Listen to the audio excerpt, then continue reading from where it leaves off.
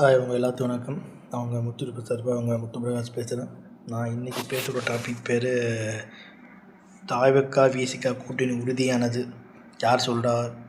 விசிகா கட்சி தலைவராக இருக்கக்கூடிய தொல் திருமாவளவன் அவர்கள் சொல்லியிருக்கார். நேற்று உளுந்தூர்பேட்டையில் ஒரு மிகப்பெரிய ஒரு மாநாடு, தமிழை எழுச்சி மாநாடுன்னு போட்டு பல பேர் முன்னிலையில் இதை அறிவிச்சிருக்கார். அவர் திமுகவுடன் கூட்டணியில் இருக்கும் தாவேக்காவுடன் கூட்டணியில் இருக்கிறோம், ஆட்சி கவிழாமல் இருக்க தாவேக்காவுடன் கூட்டணி இருக்கான், பாஜக வராமல் இருக்க தாவேக்காவுடன் கூட்டணி இருக்குன்னு சொல்லிக்கிட்டு இப்போ முகவோட கூட்டணியை முழுமையாக முடிச்சு கொண்டு தாவேக்காவுக்கு போயிட்டார். அதுதான் உண்மை. முன்னாடிலாம் திமுக வசப்படாமல் சும்மா இருந்தார். இப்போ திமுகவிலும் வெளியே விட்டார்.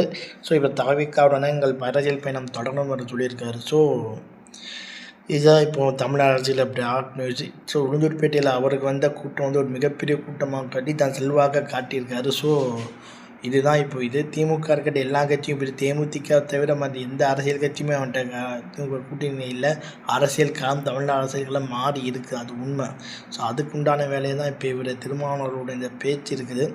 ஸோ தமிழ்நாடு அரசியல் களம், அதாவது பட்டியலத்தை சார்ந்த வாக்குகள் இஸ்லாமியர்கள் வாக்குகள் விஜய்க்கு போயிட்டுக்காக கொண்டு வந்தாங்க பாஜகன்னு ஒரு பக்கம் பேசுகிறாங்க.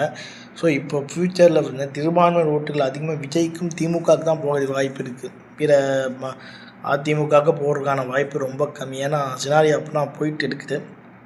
ஸோ அதுக்குண்டான சமீட்சை இப்போ விடுதலை சிறுத்தை கட்சியோட பட்டியலத்தை சார்ந்த கட்சின்னு சொல்லக்கூடிய விசிகாவும் அதுலேருந்து வெளியே இப்போ தாவேக்காவும் எங்கள் அரசியல் பயணம் சொல்லியிருக்காங்க. ஸோ இது எப்படி நடக்க போகுதுன்றதை நம்ம பொறுமையாக பார்த்தா நான் சொல்லி என் வீடியோ முடிச்சுக்கிறேன். உங்கள் நடுவில் முத்துப்பிரகாஷ். பாய்.